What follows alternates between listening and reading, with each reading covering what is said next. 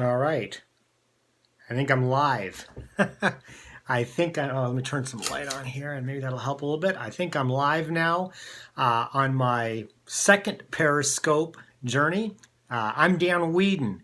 Welcome to today's Periscope edition of Weedin Unleashed. I am going to be chatting a little bit about my extra points today. I know it looks like it's right at 10 o'clock Pacific Standard Time, 1 o'clock Eastern, all times in between. For those of you who are watching live, thank you very much. For those of you who are watching later, I also thank you.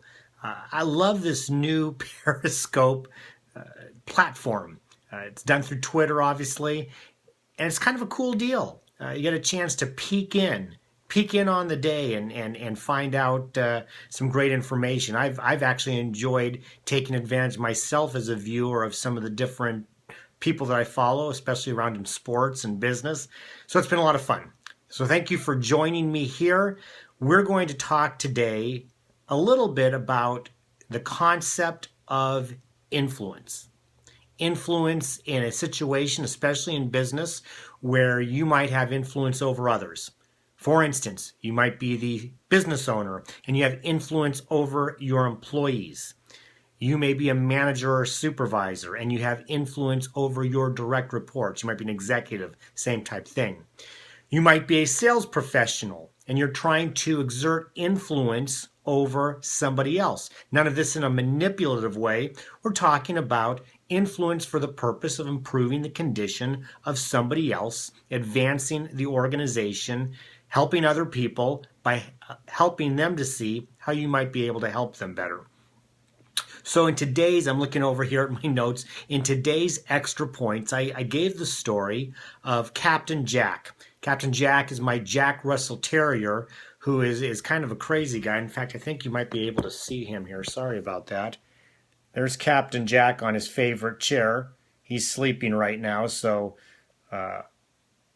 he's worn out. He's working. This is what I call him when he's working. So Captain Jack has on occasion become unleashed himself.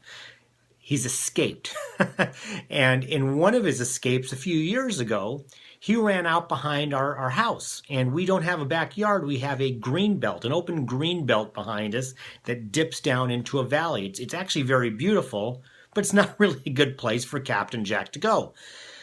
And so he got away and he went back into the green belt, and he knew that there was no way that I'm going to be traversing over stumps and roots and bushes and trees, and I'm not going to be able to catch him. So I went across the street, talked to my neighbor Karen, who had a dog named Charlie. Charlie's since passed on, but she had a great dog named Charlie, and I asked Karen, may I borrow Charlie to help get Captain Jack back? Well, she looked at me like, sure, I'm happy to help, but how's Charlie going to help?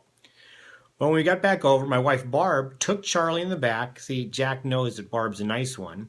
I'm going to spell it because he knows what it is, a Cookie, and took him to the back and said very loudly to Charlie, "Hey, Charlie, you want one of these?"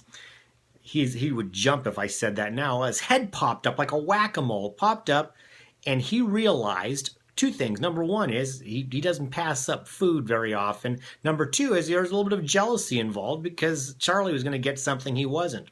So he came bounding in and we recaptured him. Barb exerted influence. She knew what motivated him. She knew that food and the fact that another dog was going to get something that he didn't, she knew that motivated him.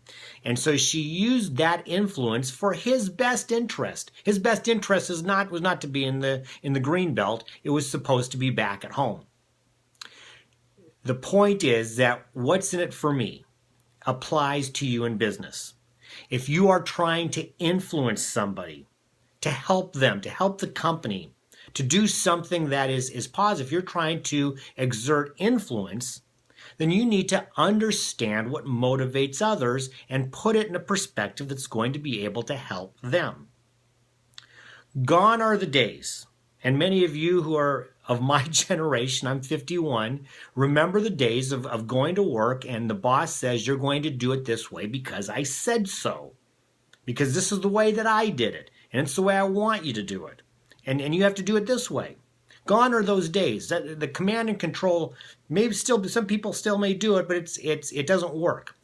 It's more of a collaborative situation. And so what you need to do, by the way, I see people popping up here. Thank you very much. If you have a question, throw it out there. I'll do my best to answer it. The best, you are not too old. Good, thank you. It's good to know I'm not too old. Thank you very much. I appreciate that. I'll tell my daughters that. The best way to exert influence is to find out what motivates somebody. Why is it in their best interest? I tell my clients that the word because is so important. And something I learned from Patricia Fripp, the great executive speaker, about the IU ratio.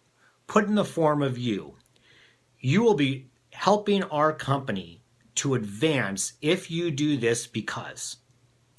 You will save time in doing this project if you do this because. You will be best served by joining our company if you do this. Whatever the case is, put the language in the form of you. Because then it's not talking about what I want, it's about what the other person is better off. You will be better off because. You will increase your efficiency because. You will have whatever it is. A lot of sales professionals, if you're going to try to acquire a new client, why are they better off with you? Why would they move from whoever they're with, or why would they take on your services? Why is it that they would be better? Figure that out. And that should come through a lot of questioning. It should come through dialogue. It should come through building a relationship. Ultimately, this is all about building relationships. This is all about finding out what's in the best interest of somebody else. Because if you are not doing that, if you're not figuring out what's in the best interest of others, how can you actually help them? Why would they do business with you? Why would they continue to be employed by you? Sales professionals, this works for you. CEOs and executives, this works for you. And business owners, this works for you because if you do this, you will have more engaged employees. You'll be able to have more people join your ranks. Your revenues will increase. And bottom line is, you're going to be able to help others by improving their condition. So they're going to join you either as a new customer or client, or they're going to stay with you and be more effective as employees. All of you exert influence in some form or fashion, at work and at home, personally as well. Ultimately, this is not so much about telling, you're going to do this because, it's about influencing, unleashed influencing. So that's kind of it for today. I don't know if anybody else has any questions. You can certainly hit a bunch of hearts here. See if I guess that tells me you like what you're hearing. You can ask me a question on the little thing here. I was watching recently one of my favorite. Okay, thank you. Wishing me happiness and health. I appreciate that. I was watching one of my favorite chefs, Alex Guarnaschelli, doing something at Twitter, and she was getting a whole bunch of hearts and questions. Oh, here comes some hearts. Thank you. And so I'm trying this out. I think it's kind of fun. It's thank you for the good positive message. I appreciate that. It's a great way to interact and meet new people and find out ways that I can be of help. So thank you for joining. I'm going to put this, for those of you who follow me, I'm going to put this on my YouTube channel. You'll be able to consistently watch this and hopefully learn from it as well.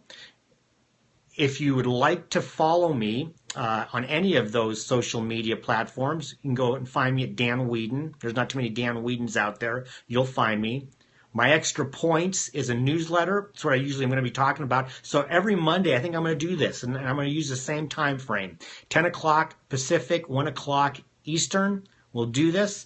And in fact, I might have a special one. I'm going to be in Las Vegas on a business trip. I'm going to the Alan Weiss's. He's my professional mentor. We have his mentor summit in Las Vegas. So I'll be there later this week. Who knows? I might pop in and give you a quick hitter, and you can check out how things are going over in Las Vegas. So anyway, for right now, I'm all done. Thank you for joining me. I'm going to be back next week, and I'll be talking about next week's Extra Point as well.